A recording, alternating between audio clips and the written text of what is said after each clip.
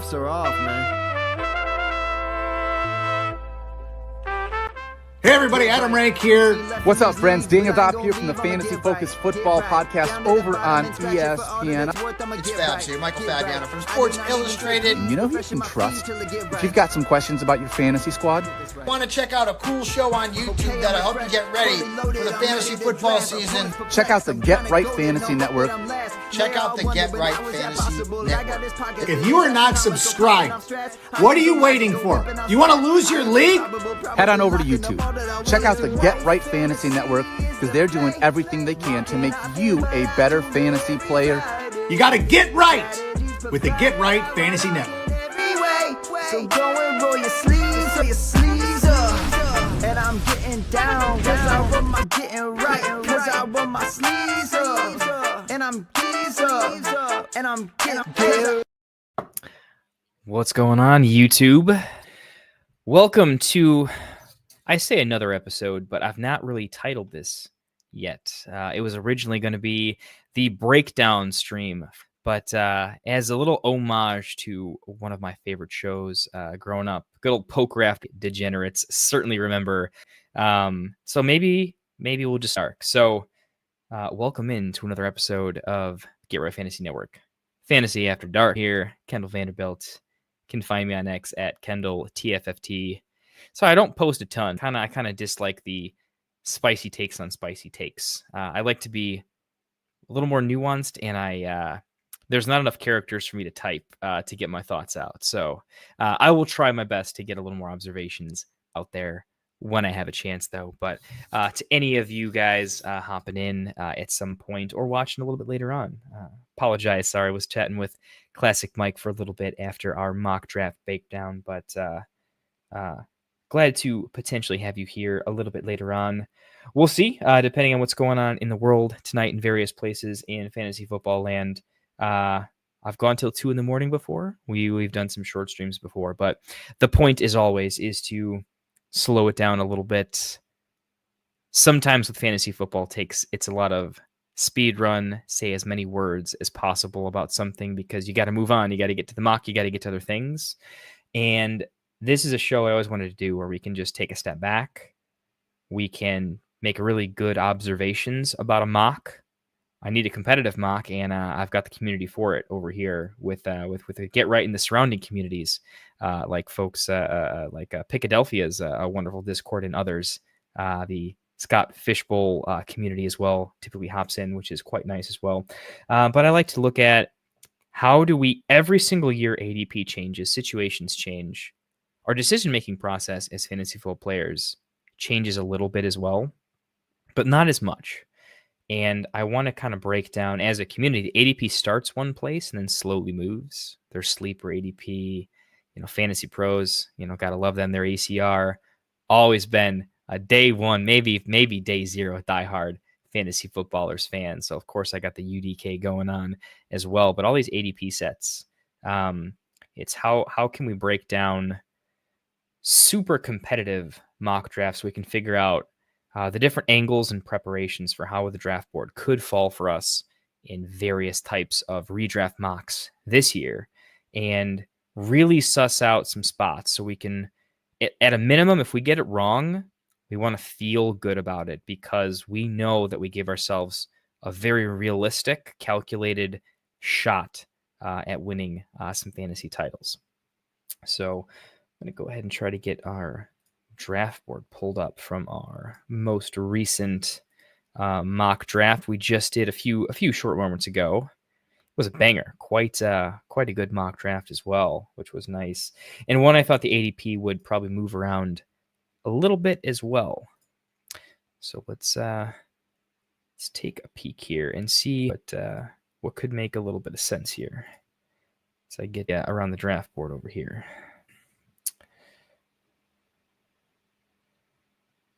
All right, so this was our draft board from earlier.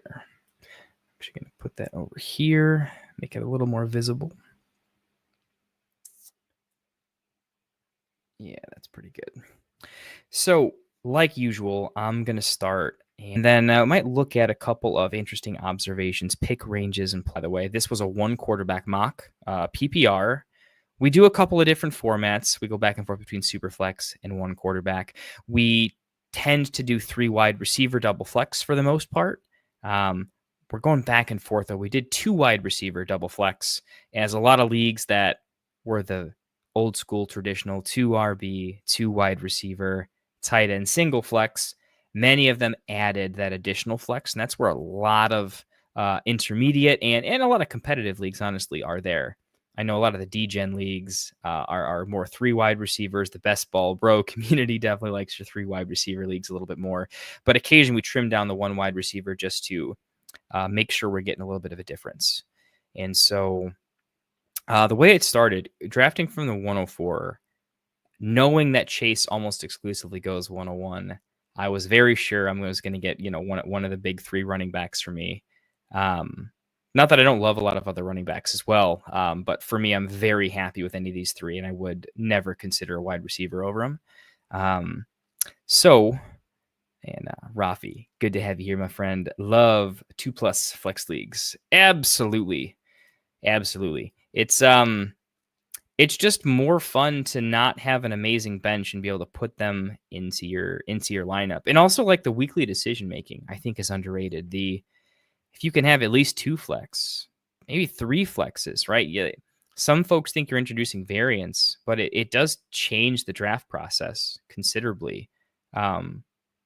When in the thinner formats with just a single flex, you really were drafting these handcuff running backs because your bench didn't matter as much. You only used it in seldom spots. And with 2 flex and then 3 flex, the ability to draft and identify contributors that at like the wide receiver 3 RB2 level becomes so important.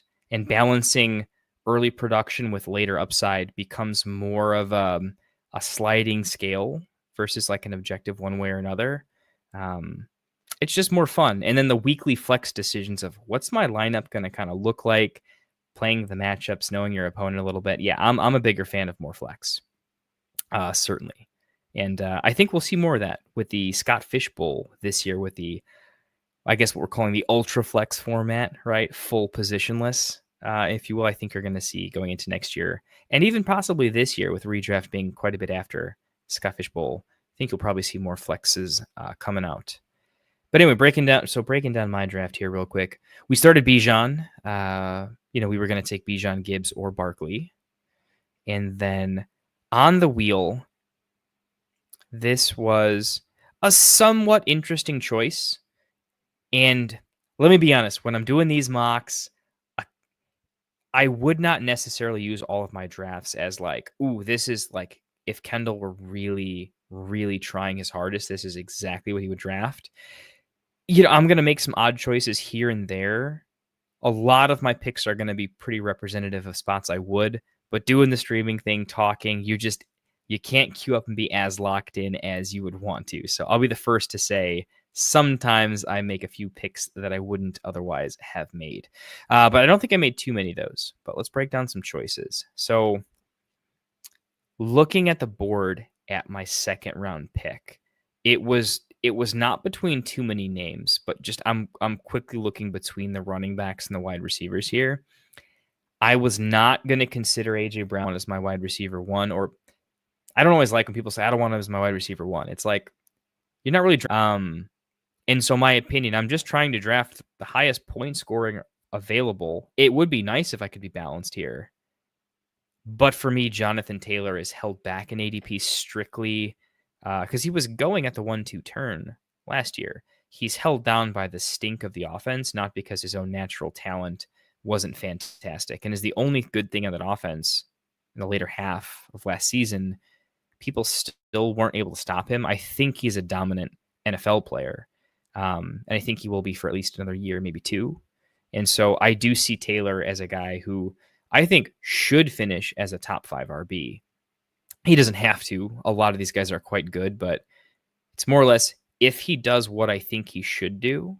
I mean, he could be top 3. He doesn't have the pass catching, but he's very good. I don't see him as like a locked in top 3, but like an RB5 with the floor just not falling out because he's pretty stable, like 5, 6, 7, somewhere in there. That feels pretty good. So it was between JT and Jacobs were really my choices at running back. I was considering reaching for a Garrett Wilson, but I typically get him in the third.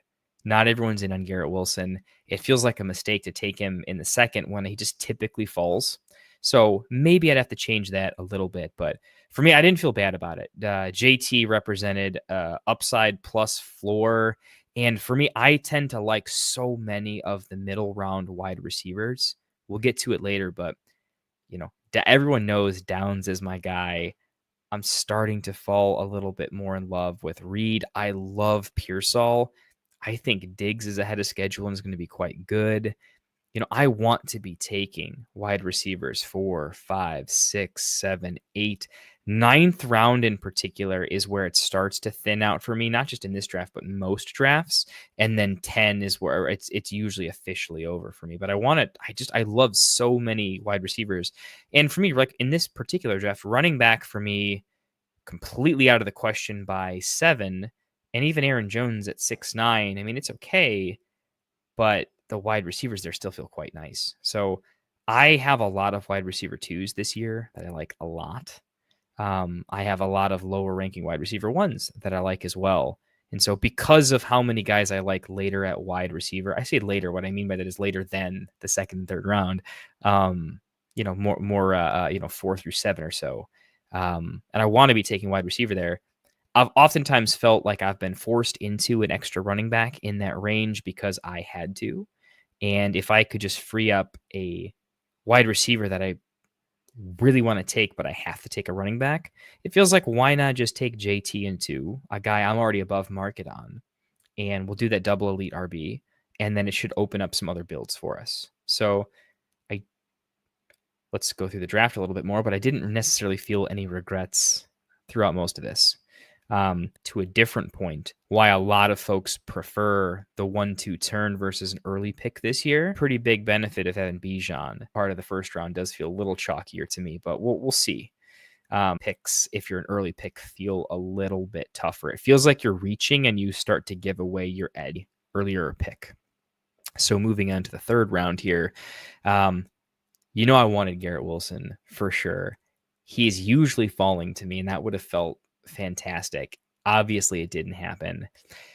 Challenging part here was I love Breece Hall and I love Amari and Hampton. I would have happily 3 running backs in a row in this format. It just doesn't make any sense. So this is where it did sting a little bit. I also wanted a lot of upside. If this goes the way it should go, I probably don't need to draft a ton of running backs. And if I can bank on Bijan and JT, both being top 5 running backs, I just don't want to fall too far behind at wide receiver. So that's a case for maybe some stability, but in a super competitive mock, and if this were a league, it would be a pretty elite league. I wanted an upside play versus let's stabilize the team. So I ended up going with Tyreek Hill. Others in consideration though, because it's not about who I picked, it's about my range of picks. It was going to be Tyreek or Marv and JSN and Adams. Adams legit was in consideration at 3-4, but because of playing the ADP game a little bit, hard to justify it. So it was more realistically between Tyreek and Marv, if I'm being honest. I was considering being a little bit more aggressive on Marv. I do think he is talented. I think there were varying amounts of issues that could have happened in year 1. The year 2 wide receiver breakout's a real thing. We don't really expect rookies to do what they do, but a lot of folks have been doing it. And so we look at folks that didn't as disappointments, but that's just not the historical case in the NFL. And I think when you look at his rookie season, Marv's, compared to a lot of great wide receiver prospects, he didn't have a bad season. He just wasn't the guy we wanted him to be. And I don't see too many reasons why he couldn't be very good. I think his upside is like a top 5 wide receiver probably aren't there. I don't think the volume will be there. There's a lot of reasons to not think, but to think he could be a low end wide receiver 1, finish as somewhere between wide receiver 10 and 15. I think that's very, very possible with some upside cases since he is that talented. So I could see taking Marv as early as Tyreek. The difference is I've seen Tyreek literally be the wide receiver 1, and I know he has the physical skills to do so. Where I don't like is I think the Dolphins O-line got a little bit worse. And I tend to draft. But maybe there was that year we were drafting Debo a little bit later and he smashed close. Tyreek to me feels like should be more risk averse, right? If you're playing at a poker table where you think, because you can win in so, if I'm trying to play and practice like I'm playing against top, I want to take more of the best, do something. Or this is why I'm in more than one league. I'm not going to base everything off of Tyreek, but I want him in the versus Tyreek Hill in an uninjured to his healthy situation. Like I think we're going to give Tyreek the edge 10 times out of 10 if he's not injured and there's a healthy Tua. These are ifs, but there's ifs to everyone else too. Let's be honest. It's just that he's easy to pick on. So Tyreek in 3. Y'all know by the end of the season we could be like, oh, by week 2 we could be like, oh, that was a mistake, and I'm gonna try to take an advantage. So Tyreek over Marv in that spot. Coming back around, wanting to stay a bit balanced, but Kittle for me is already my tight end 2 over McBride.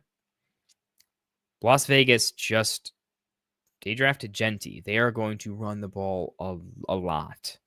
I think Bowers is fantastic. I don't think Bowers has to, be completely world-beating because Kittle is and has been world-beating. And between Bowers' talent and Kittle's talent, I think they're pretty close. But I think San Francisco is projected to be a better offense than Las Vegas. I think San Francisco has a better quarterback. I think Kittle is completely beloved by the organization in a way that Bowers hasn't been there long enough to develop that sort of bonding chemistry that Kittle has with his teammates and his coach in ways that Kittle is basically their wide receiver 1. I think they're probably going to look at him that way to some extent. And so getting basically a round and a half, 2 rounds of value on the top 2 feels great. And in previous mocks, I had noticed that this year I'm going hyper late quarterback per usual. But I found that the favorite tight ends that I have are everyone else's favorite tight ends. And I'm getting in a spot where I'm often getting sniped. I want Njoku, I get sniped. I want Kraft, I get sniped. And I don't like every single tight end in the book. The point of going late tight end is so you can grab a target that you have that you think could finish considerably higher. But that's not an endless list.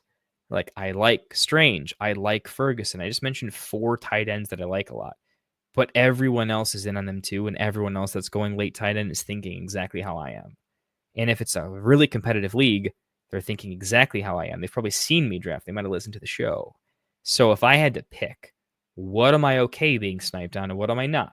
What tier list at those positions is thinner for me? And for me, it's tight end. I have less tight end targets than I do late quarterback targets. I have an infinite amount of late quarterbacks that I can find a pretty good case for that I like, that are palatable. And I don't this year in particular. So for those reasons, if I'm going to go early at a position, it's more than likely going to be tight end. And specifically, if I draft earlier, it's George Kittle. I mean, arguably, the team lost. They're going to start off the season with Ayuk a little banged up and Juwan Jennings. In case he got taken at 4.8, though, let's just say he got taken at 4.8 or 4.6 or something along those lines. My pick would have been, I'm hoping that Devontae falls. That's an easy pick. If they're both gone, I'm smash taking Tet McMillan here for the upside play. I think he has more upside than Cortland Sutton, Zay Flowers. I really like Zay. I like this whole round. If this were a dynasty or if this were an auction league, this is a range that I want to smash. I think there's a good value here, and I would be buying a lot of these players. But I like Tet. I like Tet quite a bit here. Sorry, I know he doesn't like going by Tet. I like T-Mac here. And I know that this big flat range of I like Sutton, DK. I actually don't mind Flowers. I like Worthy. I mean, I like literally all these players. literally this entire tier I like straight up. I don't like Rashee Rice as a human being. I like him as a fantasy player, but that kills it for me. The point is, when you like a tier that for you is flat, probably shouldn't reach for it because there's not a big difference. And for me, Kittle was the difference. So if he had gone, I would have been looking at playing the ADP game between, I would have taken 2 of T-Mac, Sutton, Metcalf, Worthy, etc. Would have most likely been T-Mac first, followed by probably Worthy and then DK. Well, DK, then Worthy, probably something along those lines. DK, I think, has some pretty insane upside, but Worthy has Patrick Mahomes. They're close for me. I think they can both have pretty elite ceilings. DK, safer floor, less potentially injury prone with his body type. So anyways, that's how that would be. Hoping to wheel one of the other guys I probably can't get. I can almost assure you this 5th round wide receiver choice, no matter what happens, other people in this range are going to crush it this year. And I am going to regret it because I am in on this whole tier and I will convince myself after it happens that I could have picked the guy. So we'll see what that ends up being. But so that's how we got to 5-4. I get Mike Kittle, comes back around to me, and I take DK. I'm staring down Worthy. I'm staring down Pickens, J-Mo, Devontae, Travi not really in consideration with the other guys on the board. Devontae not really in consideration. J-Mo with the ADP game probably doesn't make sense here. I could, I probably won't wheel him, but like maybe he was in consideration. It's J-Mo, Worthy, Metcalf here for me. Flowers is on a good offense, but a lot of mouths to feed, so maybe not. Yeah, DK for me has the highest upside. I'm already going balls to the walls with Tyreek. DK is not exactly the safest pick, but he kind of is though, right? There's no one else. Rodgers will hyper target him. We know they're going to run the ball a ton, but we also don't project them to be winning in the 4th quarter more than half of their games. So the 4th quarter DK, you got to make something happen. And the fact that DK Metcalf is probably their best red zone weapon as well. And I think this is probably one of the smarter quarterbacks DK's played with. I mean, he's played with some decent quarterbacks, but Rodgers is like football smart. He's got some weird worldviews and things of that nature. You can say what you want to, but he's always been a pretty savvy, high IQ football player. And I think he understands the game to a deep level, understands how to use players. He got a lot out of players that were not as talented, as physically gifted, but were smart. So I think he can work with DK. And it wouldn't surprise me if DK had an outlier, finally has a big season. I could certainly see that. If we're willing to say, man, Calvin Ridley probably should have a pretty big year this year, we should be saying that about DK too for somewhat correlated reasons. So yeah, through 5, we got 2 stud RBs that I love. Less popular picks at wide receiver, but I don't think anyone would disagree that they probably wouldn't put too much money against, like, you're not going to be crazy surprised if those guys have outlier upside seasons. At worst, you'd say, I just didn't think it was a big chance, but of course it was a chance. I'm just saying I think it's a bigger chance than it is. Moving on to round 6 over here. And I got to be honest, I wasn't even looking. I didn't have the quarterback tab opened just because it clouds the vision. And, Hurts has to be in consideration here. Kind of just has to. I'm not even sure if it's correct, to be honest with you, even though Hurts in 6 sounds insane value, but I'm not sure.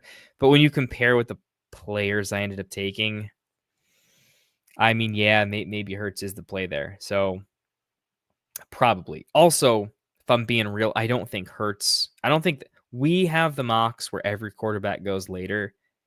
And I think in most leagues, this Hurts here probably is less realistic. So that's also why I tend to take him less, because I want to practice like in a league situation. I'm probably going to have late quarterback situation more often. Quinshawn was not in consideration.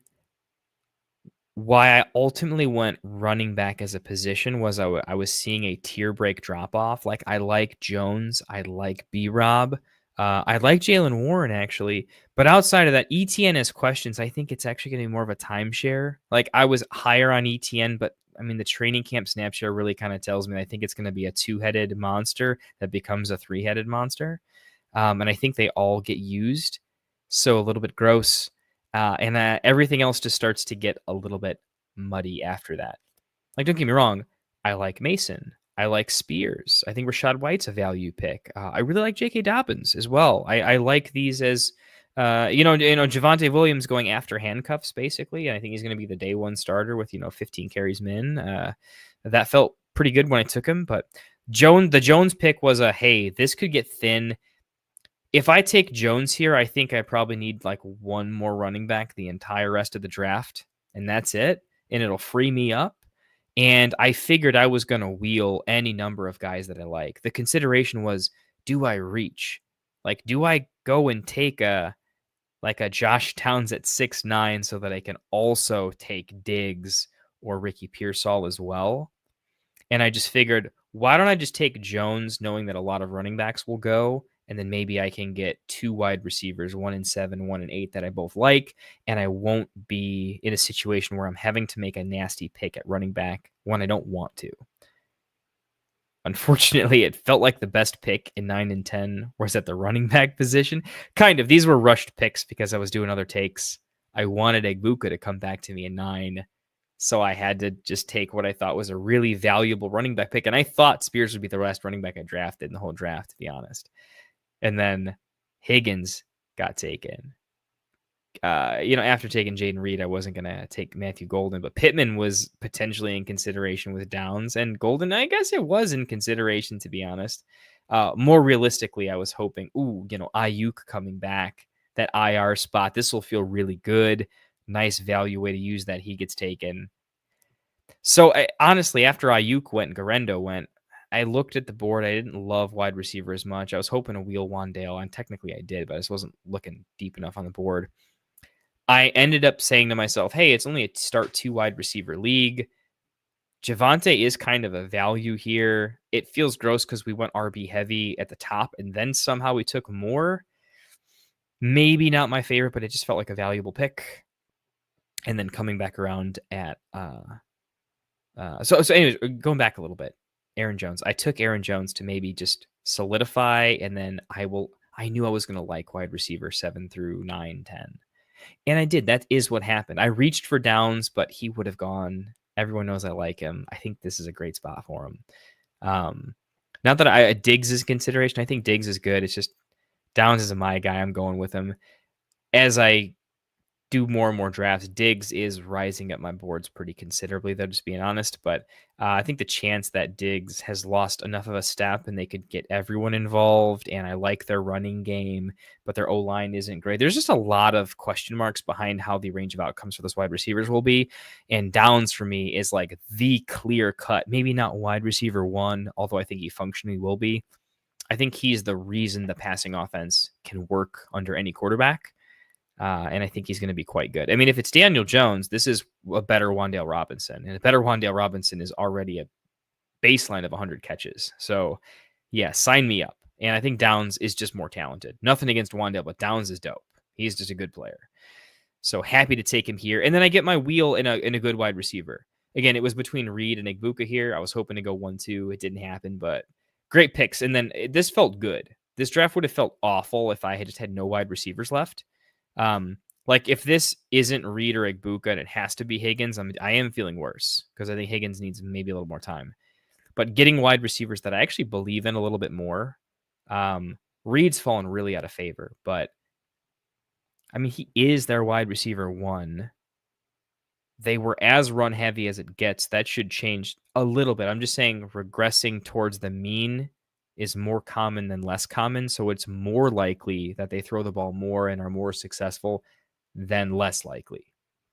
How much more is interesting because a team doesn't have to just move a little bit. A team can move a lot.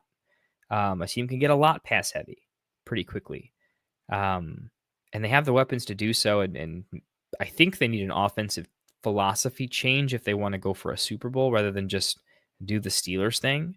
And if they end up like, oh, Love is healthy, he wants to throw the ball more, the NFC North has better offense. I've given you the reasons before earlier, but for those reasons, Jaden Reed is my wide receiver 4. Feels really good because he's my wide receiver 4.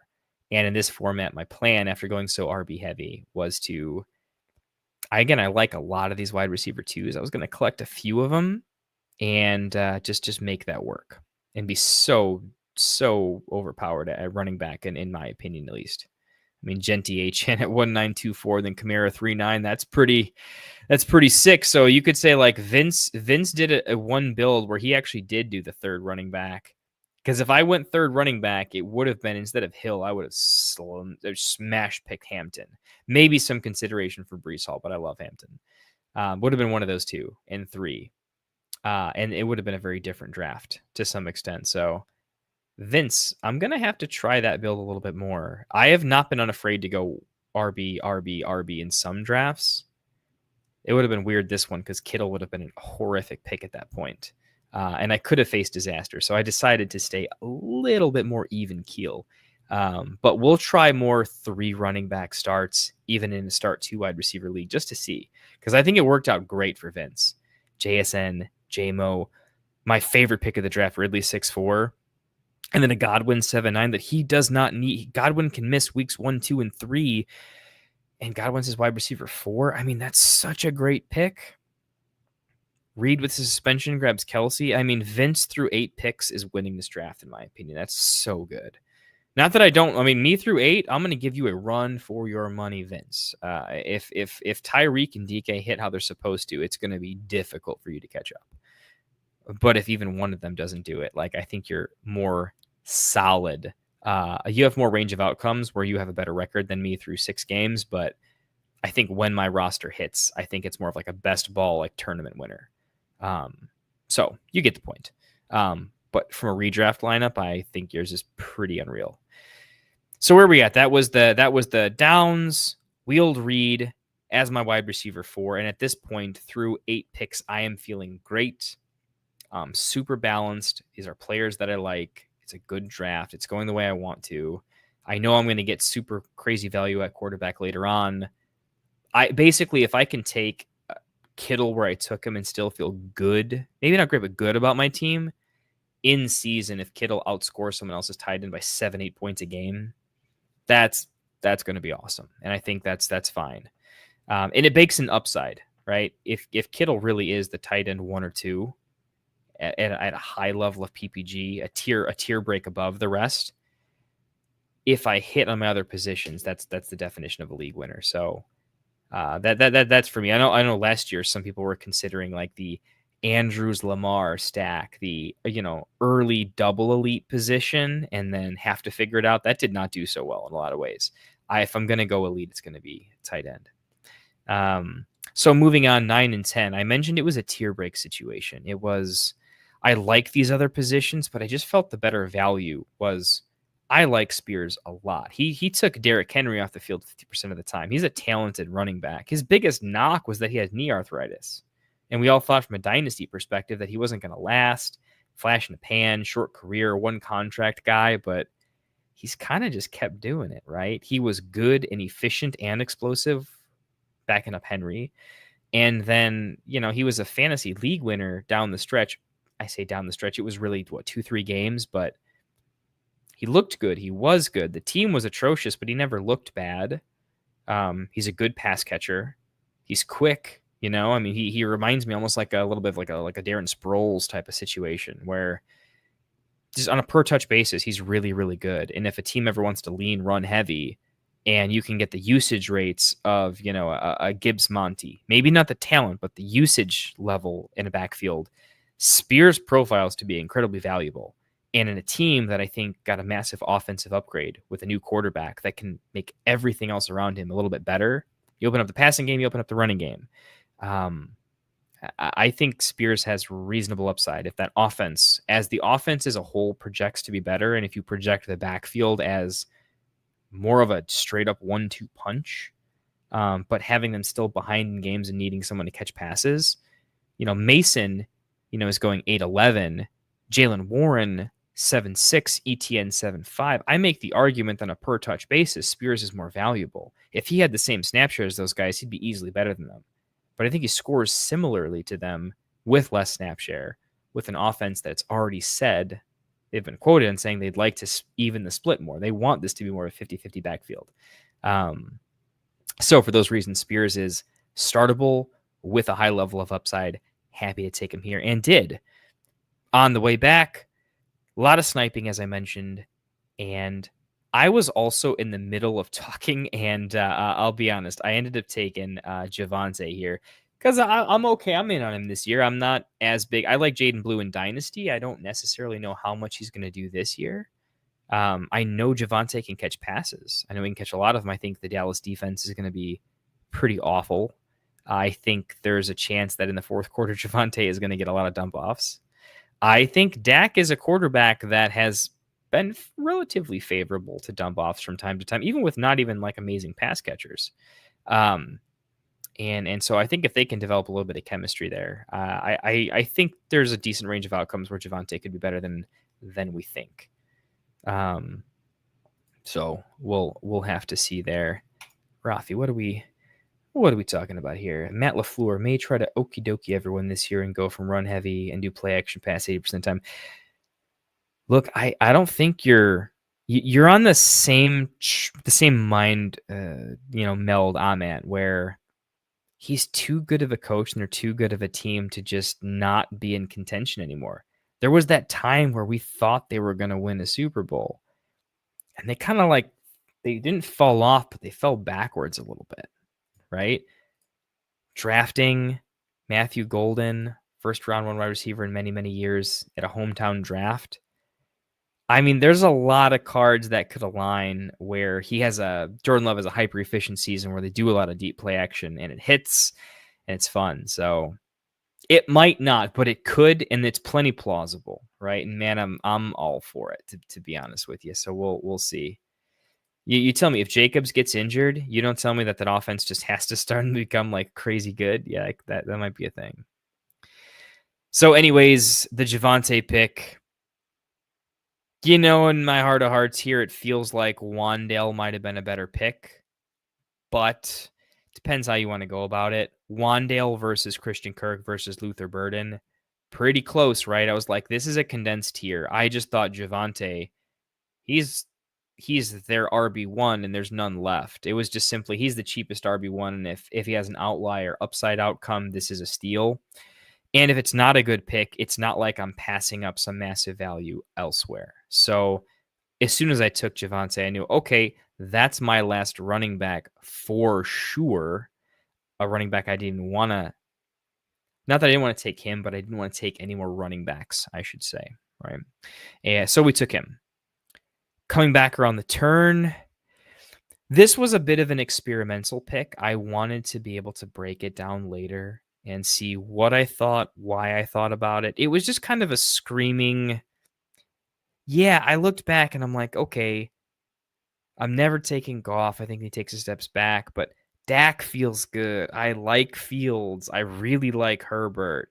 JJ, I'm starting to warm up to. I was always Drake May over JJ McCarthy, but in redraft, I'm not talking dynasty. We're talking redraft. I think they're all going to be good. I like JJ. I like this. I'm not listing all the quarterbacks. I'm saying specifically, I do like Drake May. I like Brock Purdy. I like Jordan Love. I like McCarthy, and I like Herbert, and I like Dak.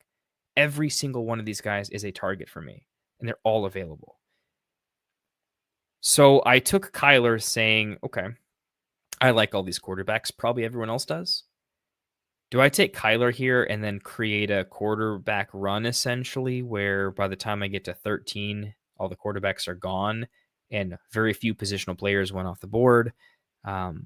Because I expected there could be a quarterback going to Fanta, at 7. You got Vince at 9. And then I guess I could have looked at the turn and said, well, classic and buy and sell aren't. So on the way back, you don't have as many. And I could have just looked at what teams have quarterbacks and saying, oh, this is how the board plays every year. This year, I mean, with the quarterbacks. So I really took Kyler as I want to look back and say, do I think Kyler is that much better than these other quarterbacks? What was the if then? And if it wasn't Kyler, it was certainly going to be Wan'Dale. And then what would have happened? I think the most likely outcome is I liked Kirk Burden was going to happen one way or another for sure. I wanted that badly. And if Burden had gotten taken or Kirk at either of those spots, I probably would have been very comfortable going with the other one and then quarterback in 13. That probably would have happened. So instead of Kyler, I would have had Wan'Dale. And then in that case, probably instead of Burden at 13, I would have had Herbert. It would have been Herbert. So do I like Kyler in 11 or Herbert in 13? With the wide receivers having basically, they're literally in the same tier for me, kind of. I do have Wan'Dale a tier higher, if I'm being honest. Honest question to myself. I'm not quite sure. It does feel like I want to be more in on, if it's not Kyler, it's whatever the highest ranking quarterback in my ranks is that's still available. It happens to be Kyler here. I want them to be so much higher than everyone else because it would fit perfectly. But if the quarterbacks are all in a similar tier and everyone else is in a similar tier, and it's just 3 to 4 rounds of all kind of similar, what do we do here? Right? Well, I can tell you, look, for one, I'm glad we took Kittle at 4.9, or if we didn't, we would have needed to take him earlier, because fully punting on tight end is when it gets a little bit difficult, because I don't want to be forced to pick a quarterback and a tight end super late and get sniped on like my favorite guy, because it's got to feel good if you're going to punt. Yeah, Rafi talking about me taking Palmer. Yeah, that felt good. Normally, I'm hey, last 2-3 picks should be running backs, right? Go wide receiver heavy. Do the draft the running back late, because if they really hit, they hit harder than a wide receiver. But this year, some of these wide receivers late just feel like they're being completely disrespected for what they could be in their offenses, and not just could be, but kind of should be. Like Christian Kirk should be what Josh Palmer kind of almost recently was for a while. The Buffalo Bills, Vegas projects them to score the most points in fantasy in the NFL. You know what I mean? Fantasy projections, right? So if the Buffalo Bills offense is supposed to score the most points, that means the wide receivers should do well. Some of them have to. I saw a video the other day. Maybe it was from Hayden Winks, or who was it? John Daigle. It was someone talking about, between Kincaid and Coleman, it feels like the offense needs one of them to do its thing, probably. And I guess I kind of had the take of, I don't know, man, Palmer just feels like he could step in and be really good for a team that needs to win now, and be the adult in the room, the savvy route runner, the guy that needs to be the 2, not the 1, and just step in and be a really good 2, or a 3 that's really the 2A, 2B. That's kind of more like the 2A. I could see that being a thing. And if Kincaid just isn't a thing, and it ends up being more 3 wide receiver sets, because Allen likes to run, but maybe they don't want to use the running game as much. Maybe they throw through the air because they have a lot of guys that can do short yardage, nice routes like Palmer can. He can do intermediate routes too, very, very well. Yeah, he could be nice. I don't know how much his upside is. I want it to be higher than I think it probably realistically is. So I think he's a better target in a 3 wide receiver setup, because I think at best he probably ends up being a flex fill-in. And how often do I want to start Palmer versus like a Spears or a Williams? I think the chances that a Spears or a Williams falls into the end zone might be a little bit greater than Palmer on a given week. But like Palmer with a plus matchup, Chiefs Bills or something along those lines, that feels like he's going to be a super elite flex. But I don't see him making it ever into my wide receiver 2 spot. So he's a rotating flex play. And I have to take that with a grain of salt. The level of upside you need with that level of pick needs to be high enough. And I'm concerned that he's just going to be a good flex. And is that good enough upside? Maybe. The answer is probably maybe. Yeah. And I think Palmer might even be a better pick than Luther Burden to some extent, if I'm being honest. So yeah, Palmer's nice. If I'm saying anything, do we have a point here? The point is, I took Murray to ask myself, is he that much better than these other quarterbacks? No. Did we all play the waiting game kind of together? Yes. Do I have targets that I like versus targets I don't like at the positions later on? Yes, I definitely do. Like, would I have rather had Ford over Burden? Yeah. Did I really want to wheel Giddens to lock JT in there? Yeah, kind of. I think it's fine either way. I don't think Kyler makes it to 11-4 in most money leagues, right? Only because I think quarterback, I think this entire, like, I just don't think Kyler goes this late. I think he probably goes at least around like the Spears Williams, like 9-10. Like, I think that's more realistic more often. So I'm not going to get Kyler at 11-4, because if it was between Kyler and Spears and Kyler and Williams, Kyler and Ayuk, something along those lines, no, I'm going to take the guy that I like. I only took Kyler here because I looked at everything else and I'm like, it's all the same. I guess I'll take the value at quarterback, right? So let's say Kyler's not in that tier. I like so many of these later guys that I think when it comes league draft time, I'm going to feel even better about this, because it won't be Kyler, but it probably will be a Wan'Dale. And in this 12-13 range, it's going to be one of these quarterbacks that I like. It's going to change the pick order, but not the picks themselves, is I think how it's going to go down. So still liking late quarterback. We just got to be sharp about our pick order. I cannot wait. I want to do even more mocks, because I want to watch other mocks too, competitive ones. So I'm going to be watching a lot of, I'm a fan as much as any of you guys are with other content creators, analysts alike. Just a fan of the game, fan of the grind.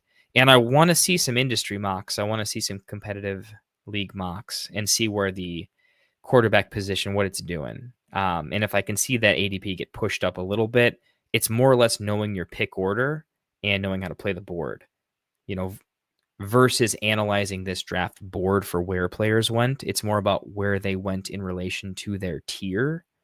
Because you can reorganize positional tiers and say, oh, hey, this lobby quarterbacks went earlier. So, okay, Murray went 9-4, but maybe I get Spears and Williams like around later, because quarterbacks get bumped up. So it's the same draft in different order. I think that's more likely. Hopefully that makes sense. But that's my team. That was my draft.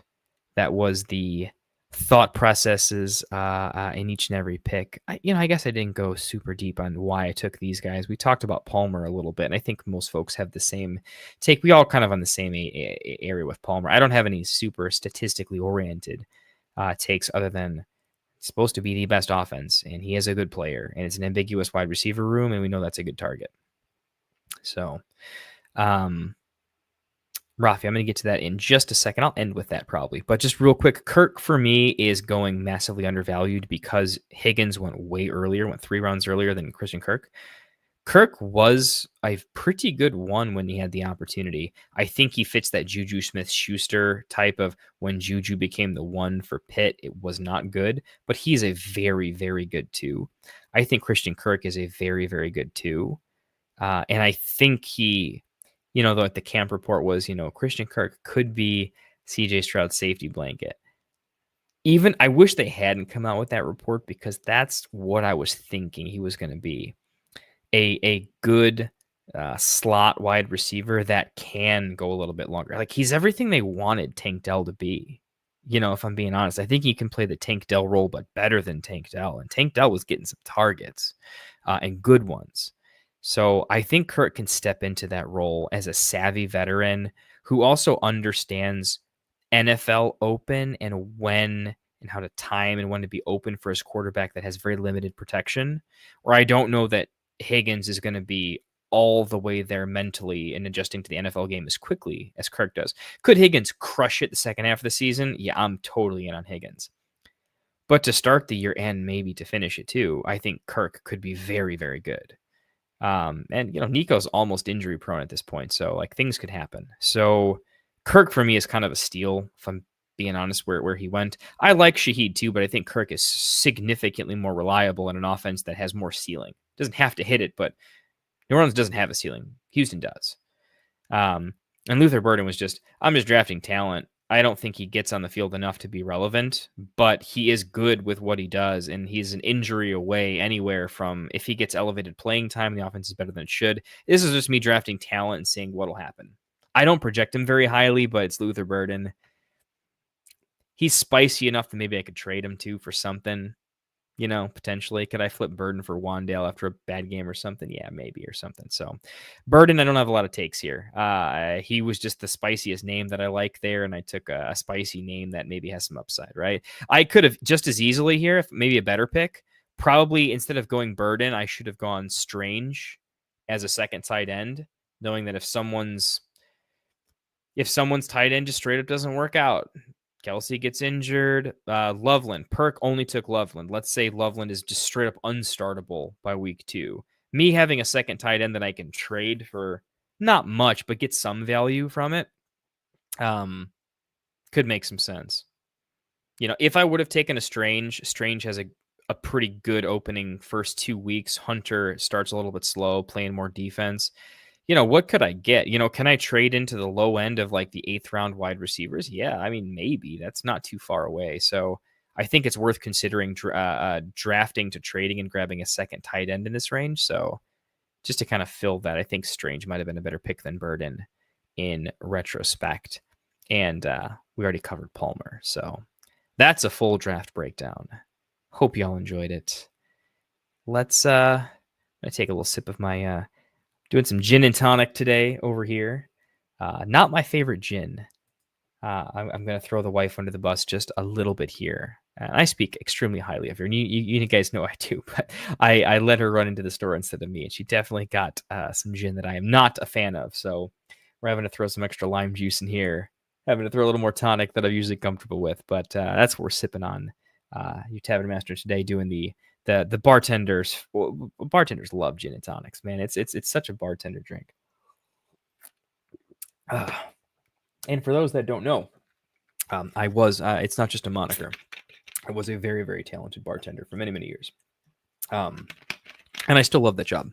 Still try to in my spare time when I have time. So hopefully I'll make y'all a drink, several drinks on camera in season. We'll have a good time. Rafi, let's chalk, man. Sell me on Murray over Dak. Do I have to? Here's why I'm saying that. I don't know that I'm sold on that. I like Dak a lot. I like Dak a lot this year. I have one argument, but the best way I can answer your question, Rafi, is just by being real and saying they're in the same tier for me. They really are.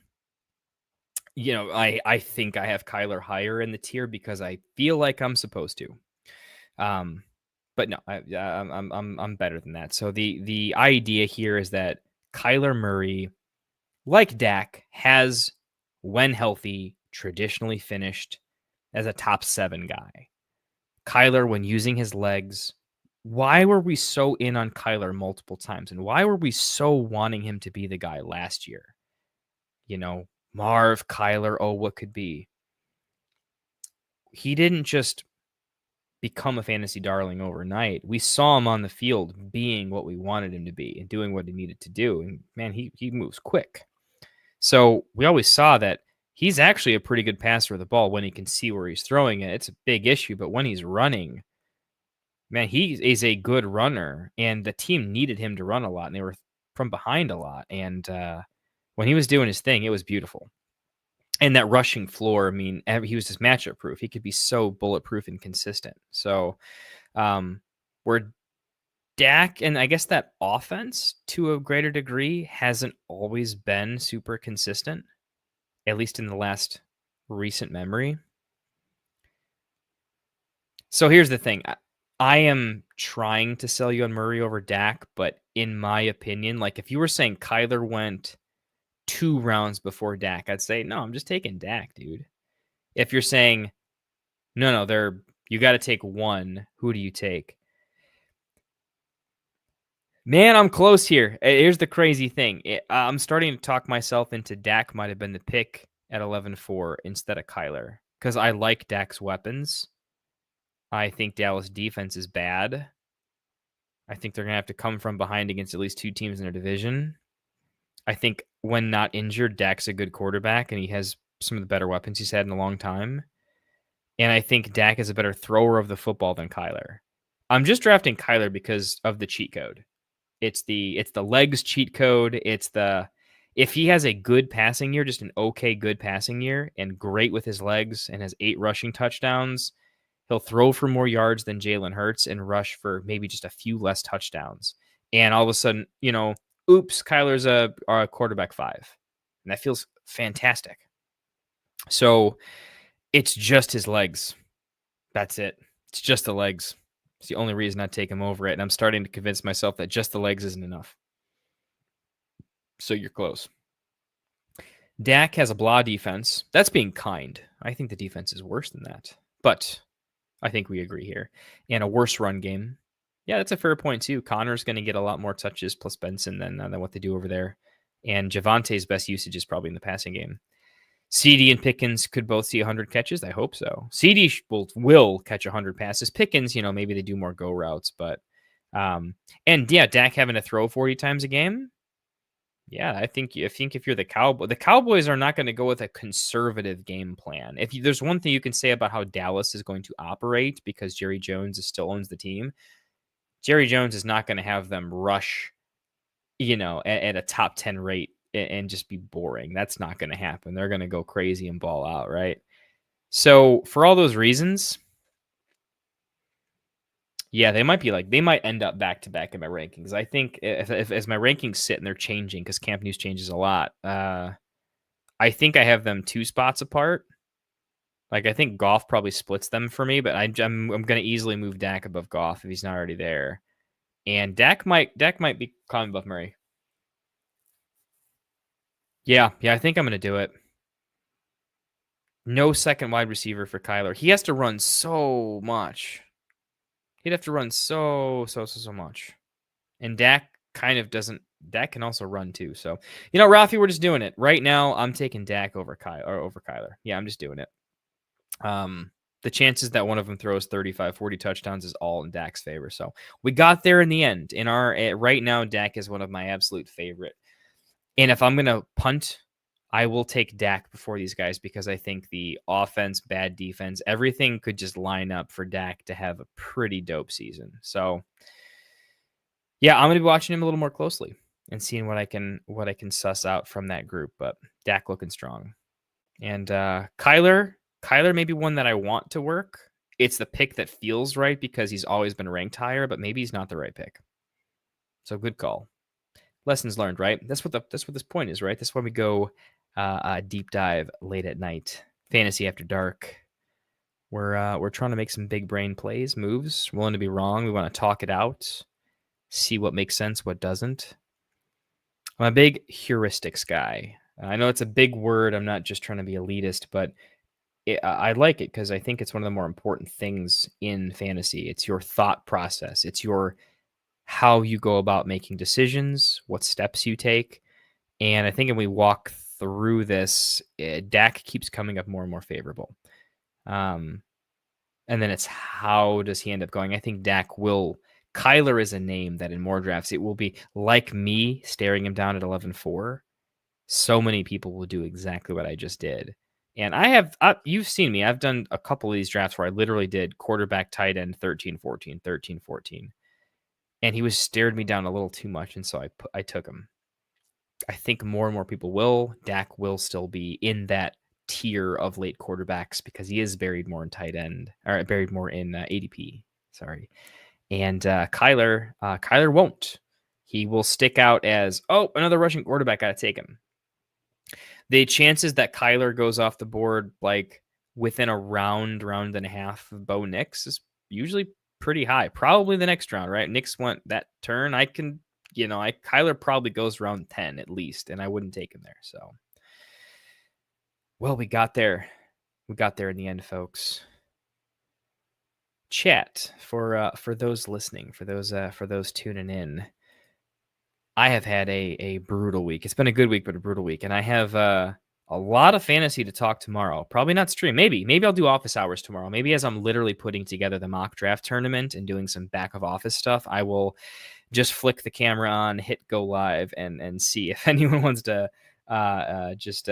me behind the curtain working on back end stuff. But I do have some fantasy work to get to tomorrow. I've got to sharpen up my rankings, get them all submitted. I'm really hoping to submit to Fantasy Pros this year in the expert program. Hasn't officially come in yet, but I hope it does. So I'm getting ready for it. And I'm trying to get my rankings ready for the website, doing some back end stuff to get ready for the mock draft tournament. Just so my guys have an easier time submitting the rankings and that sort of thing. I got to do some promotions. I actually got to take our mock draft tournament and actually let everyone know about it, get all the posts and do that thing. So for those that don't know, yeah, we host a mock draft tournament every year. I think most of you guys here know this, and if not, you'll probably be in our Discord at some point and check it out. But and I hope you do. But it's a mock every day: Monday, Tuesday, Wednesday, Thursday. Top 3 as voted by Get Right moves on to a finalist lobby on Friday. They do that mock. Top 3 is voted by us. Move on to a real money league. Free for everyone else. We pay for it with some prizes, and if you win that, it's bragging rights as the mock draft champion of the year. It's kind of our thing, but if you can win that, I mean, being the stone cold best mock drafter, that's real bragging rights, because the competition is no joke, and you're having to beat out not just the other 11 guys. It feels like a tournament. This is 4 solid weeks of mocks. 3, but I'm doubling up a week. So this is me essentially saying, I got to finish this drink and probably get some sleep so I can get to all of that tomorrow. But before I do, I'll spend a couple minutes. I got to sip this drink. Chat, I would love to answer at least a couple more questions if you guys have them. Just whatever you're thinking about. It could be this board in particular. It could be hey, I recently did a mock. What do you think about this range of players? Or use this mock as an example. Any questions you guys have, I'm quite curious about. And I think Classic might even be tuned in. I know I went through my mock breakdown. I don't think I broke down his. In fact, I know I didn't. So I'm going to pass out soon, but I think I'm going to give him at least 5-10 minute breakdown here, talking about what I like, where it would have gone different, and that sort of thing. So let's hop into it. Breaking down Classic Mike's draft. So at the 1-2 turn, we went Henry, London. Close for me. I think I probably would have gone CMC, Achane. London is my 3rd favorite pick there. So it's going to be CMC London or CMC Achane. Something along those lines. CMC Achane is just such the sexiest start for me, though, that I don't think I would be able to not do it. So that would have been something. Do I think Hawk makes a comeback? I do. I don't think he was fully recovered last year, and I think the offense had an identity kind of without him, but I do think he played good when he came back, and I think he'll play even better. I think it's going to be a good offense. It's a division that needs to put up points. The Addison potential suspension. Hawk just is such a good tight end. He's savvy. He's a good mismatch guy. I like him as a player. It more or less comes down to, I think tight ends have good years when they're game planned as like at least the second best weapon, and they have very good rapport with their quarterback. Their quarterback consistently like actively looks for the area of the field they like to run routes and make things happen. He's getting a quarterback that hasn't thrown in the ball before, so he does worry me a little bit, just in that I haven't seen him with his quarterback. But I love his talent, and I love his role on the team, where I think he will consistently be the mismatch easy to go to. I don't think any team is like, we want to stop TJ Hawkinson from beating us, but he'll be the guy that ends up beating you, right? The days where, David Njoku was averaging 10 targets, Hawk was actually doing that for a little while too. I can see that happening a decent amount. Where he'll fail is if they don't throw the ball as much. The quarterback and the 2 running backs just really become, if they try to do their best to become a Green Bay and they run and keep the game close. But I don't think Kevin O'Connell's that guy. He wants to let his quarterback sling it. If he was going to let Darnold sling it, why wouldn't he want to develop his quarterback into a quarterback that can win a Super Bowl, sling it and run? Because what he did at Michigan won a title for them, but I don't think it's going to do it for these guys. So I do see him as a comeback. Like, he's just in a range of players where I'm like, I think Hawk is good. He actually still has an elevated range of outcomes, but year after year, I hate drafting tight ends in the middling rounds. Like, for me, it's to answer your question more succinctly, Rafi. I think Hawk is good, but I do think Hawk is closer in his role in the offense to Ferguson, to Kraft, to Strange. And I think Kittle is legitimately the wide receiver one. He is Kelsey the last several years for that team, where that's just not Hawk. I mean, there's JJ, and JJ is good, and there's two good backs that I think will both mix in a lot in a way that like Green Bay kind of did. Well, not with two backs. We didn't even just rushing heavy. And I think because of that, he's clearly not the one. Between Addison, the backs, and other usage, like, could he be the second pass catcher on the team? I do think so. I just think, again, he's closer to Ferguson Kraft than he is to Kittle. Is I think honestly how that happens. Now you bring the point I'm thinking in my head too, which is if Addison is out, I don't think it could. If Addison's out 6 weeks, Rashee Rice better be out for the whole damn year, because that just doesn't make any sense. This is me just being personal here, where like if Addison for what he did gets like a significant punishment, then Rashee Rice should be out of the league. And I know that sounds hyperbolic, but I'm a parent now, and so there's like a level of like, you brought shame to a game and league and thing that I like, and it's hard to forgive. So outside of that, yeah, Hawk starting as the 2, he will probably eat a lot. And you're saying, well, if Kittle's the 1/2, Hawk's kind of the 2 for Kevin O'Connell-led offense. I don't hate it, right? Because you look at Laporta right there with him, right? And Laporta's like clearly the third option in that offense, I think, at this point. And who's going to get used more in the passing game, Gibbs or Laporta? I don't know. Similar, right? Where Hawkinson is just easily that guy. I mean, Aaron Jones is going to soak up a fair amount of targets, but not to that extent. So, if I'm being honest, I guess I can't see Hawk. I don't see him as a league winner, but maybe I should be looking at him a little bit more that way. He goes in a value range. Like by the end of the year, is there a scenario where Hawk goes 7-7, but we look at it and we'd be like, man, Hawk really should have been more of a 5th rounder. It's like, I don't like taking a tight end at 7-7, but it's only because of what goes around him. He's a great pick. He is a great pick. I just don't know how to feel. I know that when I take Ferguson and 12, here's the other thing. If you're taking Hawkinson 7-7, I actually did this in a draft 3 weeks ago, I think. Okay. I ended up taking Hawkinson very specific. It might have been exactly the 7-7. It might have actually been. And I remember thinking to myself, here's how I made the pick. I said, okay, 7-7.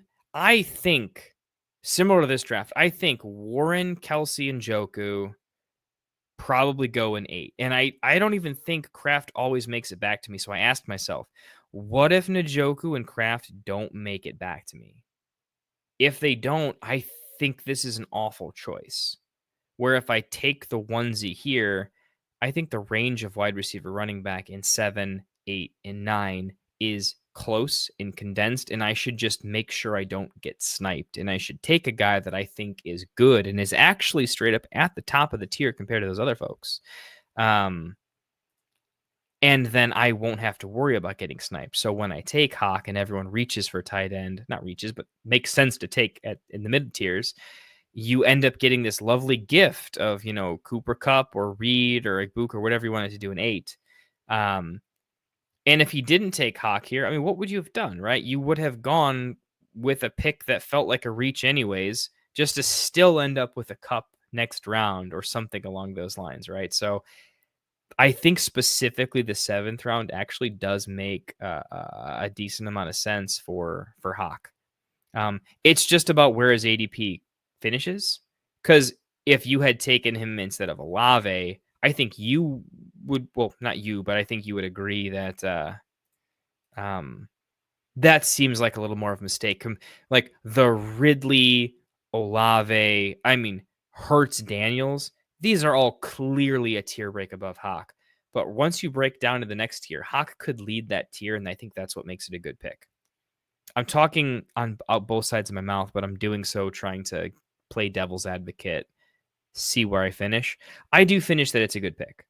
And my final argument, the definitive argument is it's either you take him, the guys I like, you either take him in 7 or Njoku in 8, or you hope you get Kraft in 9, but that's not going to happen anymore. 9-3, that'll creep up earlier and earlier, and then Njoku, Warren, Kraft, as soon as they're all in round 8, then Hawk in 7 feels really good because you're just not getting sniped, and because you're just taking it a round earlier than maybe you have to, but it's a flip-floppy thing, right?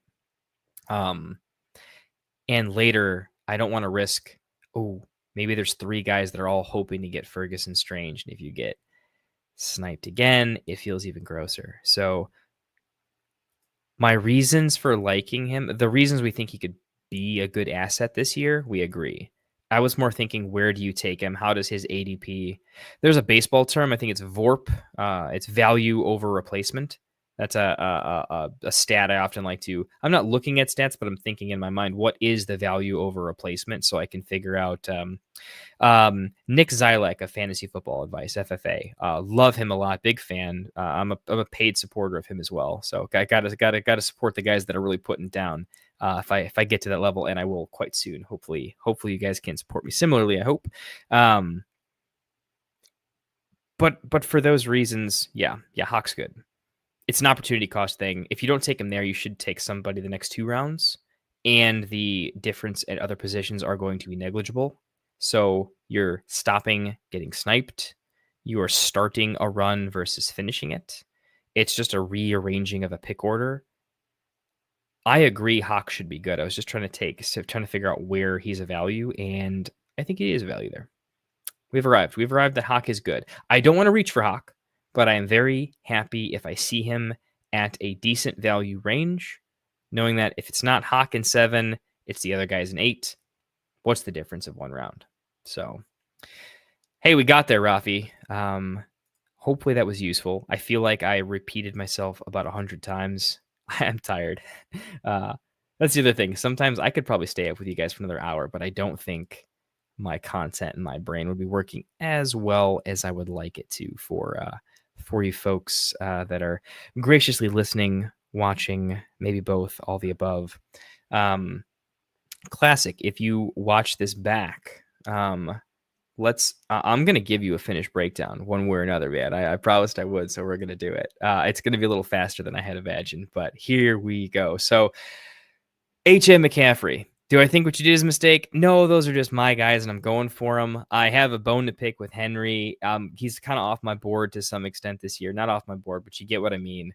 I don't like that when the team isn't winning. If a single thing goes wrong and the team isn't winning a lot, he is very not good when the team's not winning.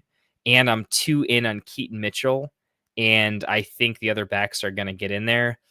I think Henry, their pass catchers on the Ravens are more middle of the road than good, if I'm being honest. I mean, Andrews was really anchoring them for a while, but Flowers, Andrews, I mean, Bateman's okay. Their pass catchers aren't like elite as a core. Their defense did a lot of work, and Lamar played fantastic, played out of his mind. There's just a lot of worlds where everything went right for the Ravens, and if any of them don't go right, Henry is not a league winner.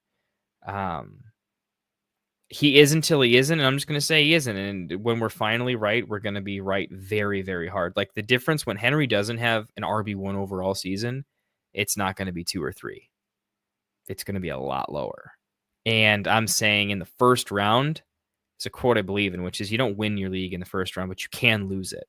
Henry's a pick that I don't think wins your league, but could lose it. So for those reasons, I'm not picking any too much just because like Henry's a fine pick there. Like it's not a bad pick. It's just based on how I'm making my picks, I would go CMC, Achane. If I was going to have to go wide receiver, like in a 3 wide receiver league instead of 2, I would probably have to mix in London over one of them and go CMC or Achane with London. So would love the London pick. That feels fantastic.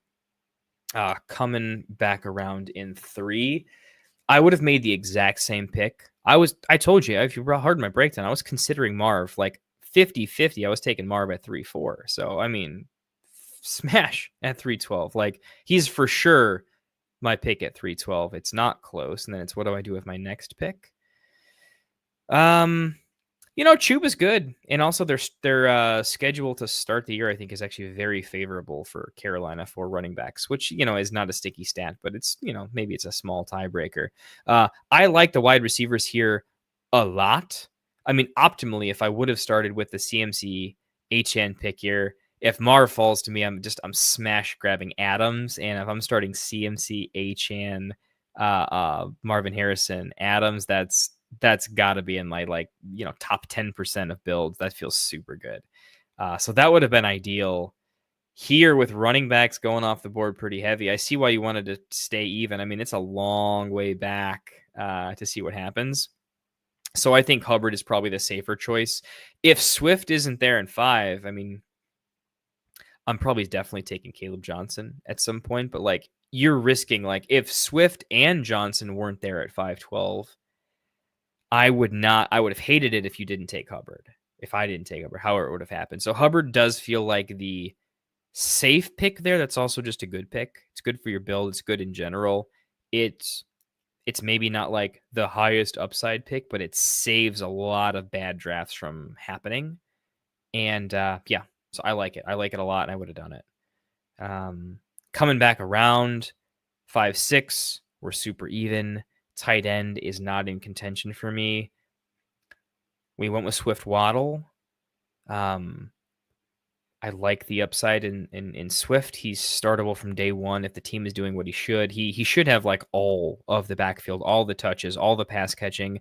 Swift is a great pick there, and I like Swift. Swift probably would have been. I'm trying to think it would have been. I like these wide receivers so much. It's so difficult, but it's easier to fade the running back when you're breaking down a mock, but when you are on the clock as a seasoned veteran drafter, you know what it's like to be boxed out at running back when you're not in a best ball format. So it would have been one of Swift, Caleb Johnson. I would have taken at least one of them. Probably not 2 because the wide receiver tier is so good. It would be so hard for me to leave this tier without Calvin Ridley. So it would have been Swift Ridley or Ridley Caleb Johnson in some form. You went with Waddle. I'm huge on Ridley. I'm not anti-Waddle by any means. I'm a little nervous that the O-line got worse, and I think they'll have a little bit weak pass protection. Tua does get the ball out of his hands pretty quick, and that's something that if they use Waddle more for quick slants, who am I thinking of? Eagles wide receiver 2, Devonta Smith. If they can use that, if we can turn Waddle into more of the Rashee Rice role and just do this quick hit power slot thing, I think Waddle has a pretty big outcome. I don't see Waddle having the same upside as Ridley right now.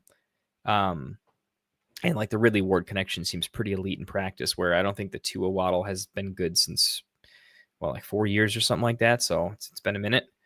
It was 2022, 2021, something like that. I don't know. I'd have to go back and look, but we agree on similar ranges here. If not Swift, it would have been Caleb Johnson. I would have gone slightly different with Waddle, but build order would have been similar, slight different picks, but not too far away. Coming back around, I called it right away. I know, Tracy, when you see him, I think it's easy for you to take him, and I don't hate it. I'm less in on Tracy, but it's not because I'm not in on him. I like other players in the range. I tend to take a lot of wide receivers here versus when Tracy tends to pop up. He's right around the same tier where I'm starting to look at. I want Ricky Pearsall, right? I want my Downs if he's still available. I want my Igbuka, and I can't take them if I take a Tracy. So hard to get there. And I know you're big on Ingram, so I think you saw the Tracy Ingram. You saw some guys, and it looked. And then these are fine picks. I do think specifically with the way the board fell, the Mahomes Kelsey would have been pretty hot. I mean, you could have Mahomes in a bounce back year with Kelsey while Rashee Rice is suspended, having a vintage year. That would have been, it gives you a free chance to win. If Mahomes is oops, top 3 quarterback, and Kelsey is oops, top 3 tight end at the same time, you have a chance to just outright give yourself a deep playoff run with a snap of your fingers. I probably would have done that. It would have felt a little spicier, a little sexier. But you called it. You saw it. You heard it. You would have probably done the same. So if you weren't given picks and takes, I think you probably would have done that. Would have felt good. I would have probably done the same there. And if I wouldn't have gone that route, if I was going a more balanced approach and saying, hey, Mahomes is here, Kelsey's here, great, I am still going late at both, I would have gone. I'm pretty big on Warren, so if I wasn't going Kelsey Mahomes, I would have gone Warren or Njoku. I'm a little bit higher on Njoku right now than Warren, but it's close. And then I would have gone Ricky Pearsall, especially with the second injury to Juwan Jennings. I always want to say Jalen Coker, Cowing for them. You know, if I can't get Kittle, I'm really prioritizing Pearsall. I think he's going to be great for the team. So it would have been some combination of I'm seriously considering tight end or Pearsall. Everything else feels like a little bit of a reach. I don't think I would have fully gone to Jaden Reed there. I would have just locked up a tight end and then taken probably Pearsall as my alternate pick order. They're still going later at quarterback. Coming back around, we have the Knicks Sharps pick. I think it's a fine range for Knicks there, by the way. Feels actually kind of like a value. At the turn, you tend to reach at quarterback just a little bit, and that's that is what ended up happening. So Knicks, good pick there. I still would have maybe waited a little bit, but if you're slightly more in on Knicks, if you're above market for any reason, great pick there. I think with 4 running backs I already like, I probably, instead of going Sharps, we only have 3 wide receivers at this point in your particular draft. I would have gone otherwise with Charbonnet. I still like Matthew Golden, still has some upside, but for sure Pittman I like as when he's healthy. He's still the wide receiver 1 there, and if you can't get downs, I really do like Pittman. And then grabbing Ayuk for the IR spot, I think that makes a lot of sense as well. So I would have gone wide receiver there, just because there's just a couple guys I still like that would have mattered and made sense. So that's kind of what I would have gone with the second one of those picks. And if I wasn't going Knicks, obviously there's 2 picks here, it probably would have been, I also have CMC if it were my draft, so it probably would have been Garendo and a wide receiver there just to fully lock up CMC as well. So if I'm saying if I was drafting from your spot, what I would have done with your exact build, I would have just Knicks is fine, if not Knicks wide receiver, but for sure one of my picks would have been Ayuk to pop in the IR spot, and then I would have considered Pittman or Golden as well and gone a little more wide receiver heavy there. Kicked the can down the road a little bit at running back. Coming back around, Hollywood Brown, amazing pick. I know he's like forever injured, and this will probably be another year where he just is never healthy, but man, if he is, and that narrative doesn't happen, I think he could be very good for that team. I think he was already pretty talented, and if Mahomes is a bounce back, deeper throws, that could be fantastic. So it just feels like a good value pick. And then, this is maybe a little controversial. I really do think Christian Kirk needs to be the pick over even Hollywood and Pat Bryant. You wanted Wan'Dale if he made it back to you, right? But I think right after Wan'Dale for me is Christian Kirk. But if you're not specifically on my pick order, that's the only other guy I would have said, hey, that's the guy there. But otherwise, it's exactly Hollywood Brown for me there. And it's between Pat Bryant. I kind of like Kyle Williams a little bit, especially like if Diggs faces a setback, a re-injury of any kind, or if they just desperately need a really good 2 and Kyle's just the guy. I think Kyle Williams there, after paying Cortland Sutton, I mean, it just feels like Pat Bryant and the ambiguous wide receiver room. I kind of want to buy into Kyle Williams over Pat Bryant a little bit, just in who I think will throw the ball more. But it's really close. It's paper thin. This is just me like talking about my rankings. And if I were on the clock, it would be close there. It really would. So it's in the same range of picks across 3 or 4 different leagues. I'm going to mix in different exposures. I don't have a crazy take. I'm always taking this guy here. I have those takes. I know what everyone in the comments says, where they're like, hey, I hate when people talk about exposures when some of us are only in 3 leagues. There's guys where like, nope, it's not how much of downs I'm going to own. I'm going to own every share of downs I can, right? I know there's guys where I'm taking them over anybody if they're there. Here, it's really close. It's really that 3-pack that's pretty close. But I definitely would have gone Christian Kirk with one of them, and it would have been between Hollywood and Kyle Williams for the other pick. If Knicks weren't picked there, I would absolutely pick Dak here. If we didn't already have Knicks, for sure, this would be Dak. If we didn't have Ingram, this would for sure be Ferguson, for sure. If we didn't have Knicks or Ingram, like we had potentially talked about, going Ferguson Dak here would have been awesome, plus the stack, right? So giving you some alternative options depending on the board fell, how I would do it. Your exact picks, though, made some sense for me. And I definitely needed to go wide receiver here for sure. And you picked 2 of the 4 I would have gone with. Coming back around, last 2 picks, finishing out the draft, Herbert was just too good of a value. And I get it. I would have taken one. I probably would have taken one of these upside quarterbacks and just seeing like, oh, oops, what if you drafted the 3rd best quarterback for week 1 as last pick of your draft? You know, it feels like you can trade him for something at that point, or just know you can play the matchups and you will be very, very set at quarterback forever. And then Justice Hill, you have Henry. So this is a 6 bench format, grabbing in this particular mock, grabbing a handcuff. You do have the ability to. At 5 bench, I don't really do my own handcuffs, but at 6, I will. I am a bigger Keaton Mitchell guy. Just going to throw that out there. But I don't. I think Justice Hill's great. I think he's a good player. I think he's going to be a fine fill-in. Maybe a little bit less upside than I would personally prefer, but I know that Classic is really in on Hill. And if I looked at Hill the same way he did, I think that is absolutely the pick. So if your rankings say something about a guy, he's following it and doing what I think he should. If it were me, different set of rankings, it would have been a little bit different. Don't love the running back. Well, I'd have to see who's left here, but I don't really necessarily like the range. So I would have probably taken a quarterback, but who else? Who else in this range? Probably Keenan Allen is the guy I would have taken. I think when he does sign, Keenan Allen is probably going to go in the 11th, 12th round after he signs. And so I just think he's a screaming value. And I also like Palmer a little bit. So I probably would have taken one of those wide receivers over Hill.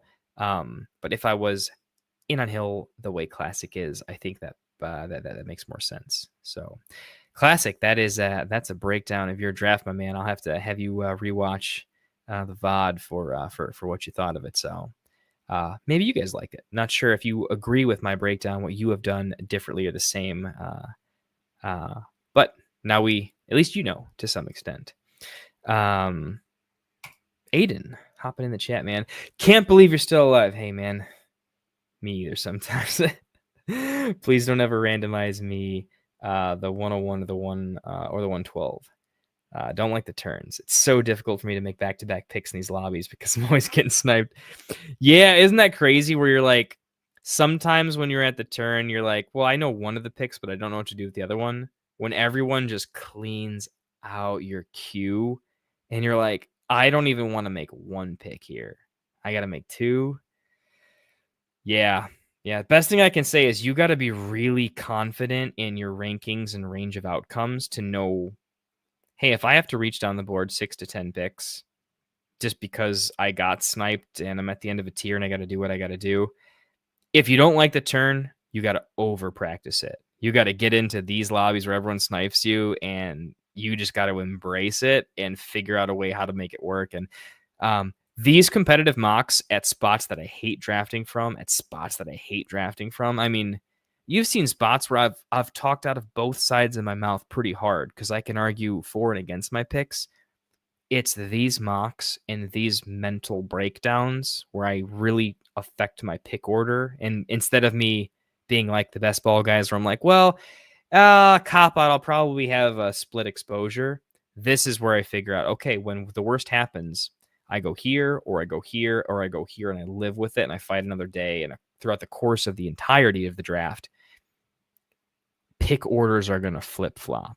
And between these 2 picks and the next 2 picks, we're going to be okay. You know, we're going to figure it out. It does feel rough when you're at the turn in such a competitive lobby, though. I definitely agree. So, hey, it makes us better. Certainly makes me better. I know that for sure. And I hope these deeper dives where I'm really not trying to be right. I'm trying to get smarter and figure out and level up my own thinking process, not on fantasy in general, because I'm always doing that, but specifically on the board, this year, situations, and how to solve this Rubik's Cube. So, yeah. No Larry Fitz here. Hey man, I love me some Fitz. Larry, you know I'm a big Romo Dunes guy, right? And Larry Fitzgerald said some incredible things and is a huge fan of Rome. So I love Larry before that, but he loves Rome on the Bears. So yeah, I do like him, but no, fortunately I never do any gimmick picks because I absolutely am I want to nail the last couple of picks in my draft. I really, I can always convince myself that, hey, early, you can make a lot of cases. Late is where I actually make my biggest regrets, where I'm like, I could have drafted the league winner. I could have figured it out. He was on my list of guys I like. I just couldn't get him 2 or 3 pick orders higher. So I really do focus on these last rounds a lot.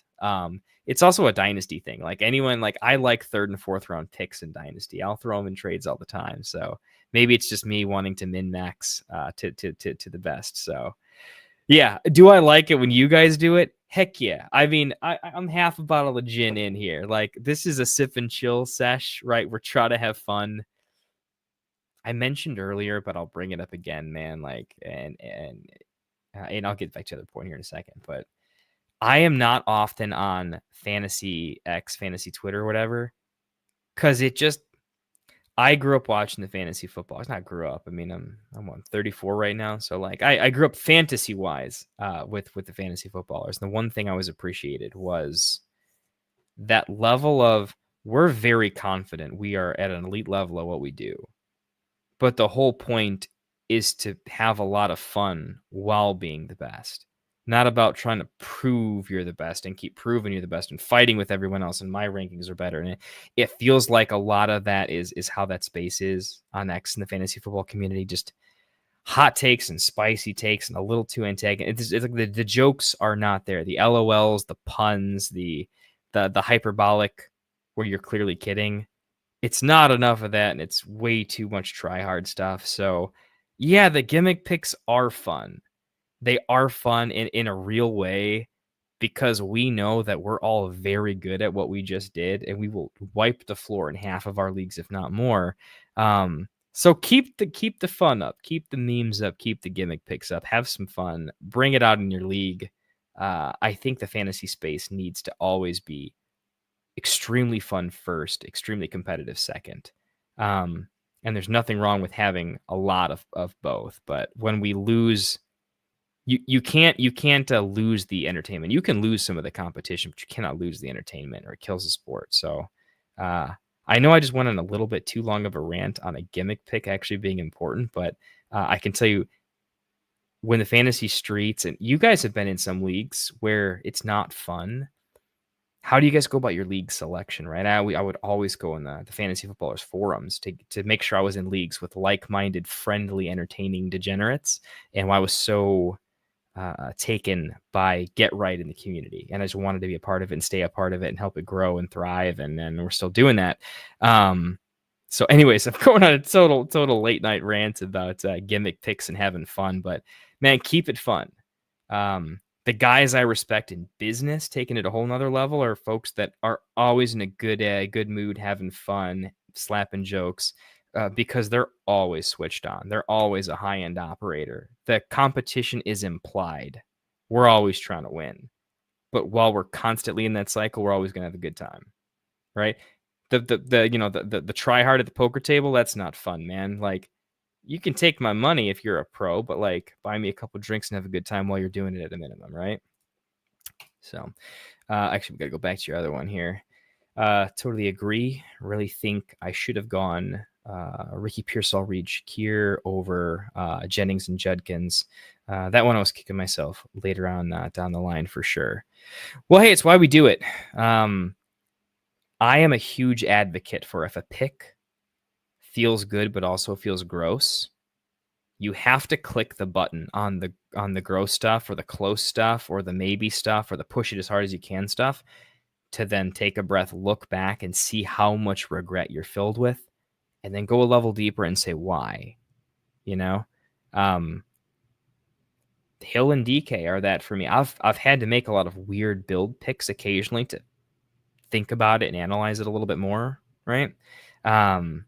And I think this was probably a beneficial analysis. If you needed to make that decision in order to analyze it to a greater degree and figure out what you really truly think about it. So I think it was valuable. But glad we're in agreement there. I think I do think that would have been a better pick order for you, and glad we're in sync there. So always good to agree, good to disagree too, but all good there. The Meat Higgins bit, that was amazing. Right, my goodness, dude, that was a thing, man.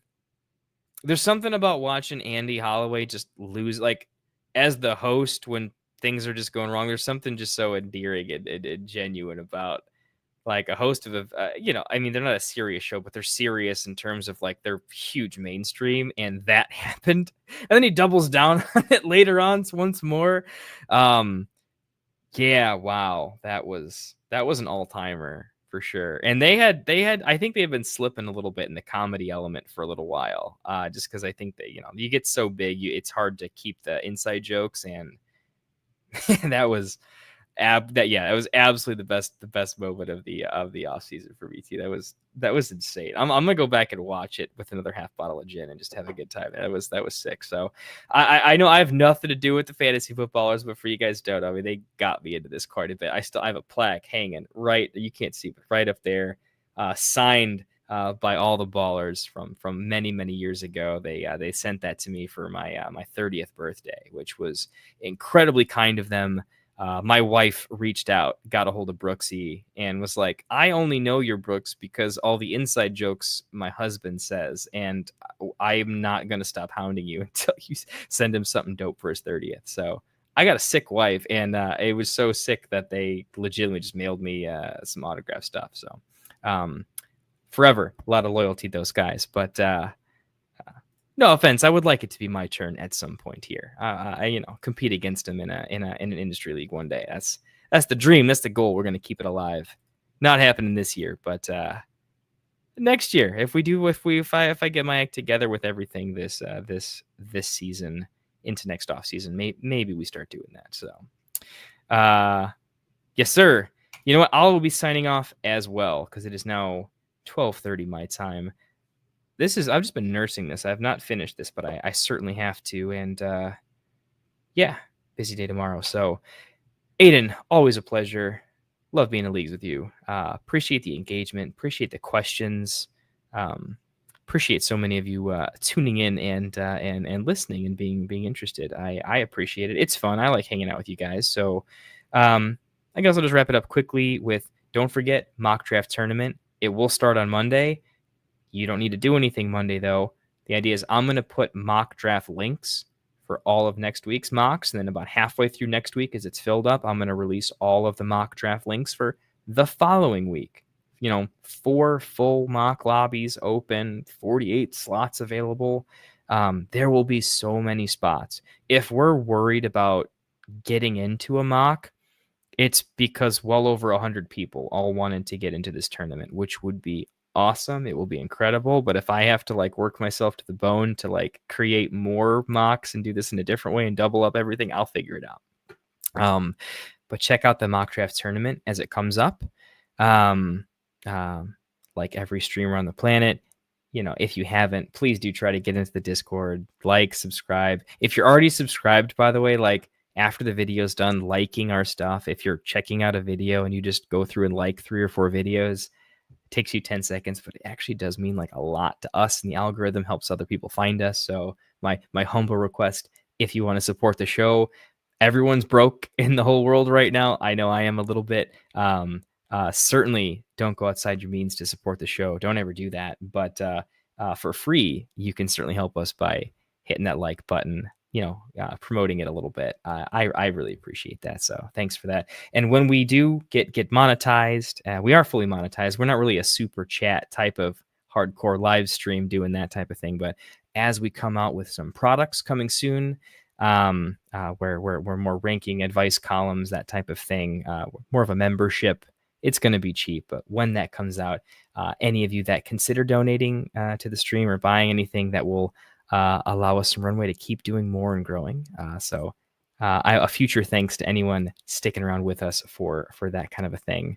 I might need a little bit of help from the fans, from the folks that like listening to us, like mocking with us, just like the community. Fans is honestly not the best word for you guys. You guys are our community members, community ambassadors for the game, for what we do. I might need a little bit of extra help monitoring, adminning, running some of the mocks. I'm planning on being in every single one, live stream in every single one, because I have a problem. But when I can't and life happens, if any of you guys want to step up and help, I'm all about it. So I think I'm out of words to say. Certainly not a drink to drink. But thank you guys. It's been real. And get in the Discord. Share some Dynasty rosters with me. Ask me some questions. Ask anyone else in here. If you ask me a good enough question, I will literally write you a book. I will start typing until my hands bleed, and I can't stop until the thought's finished. So while I'm in free mode, definitely get them out there. You guys have been great. Thanks for hanging out and engaging. And let's go ahead and listen to a nice outro song to end the night. Good night, Cap. Cheers, patrons. You guys are legends. Wanted to white fantasy is the play. Marking nothing but I tune every Friday. Strategies provided.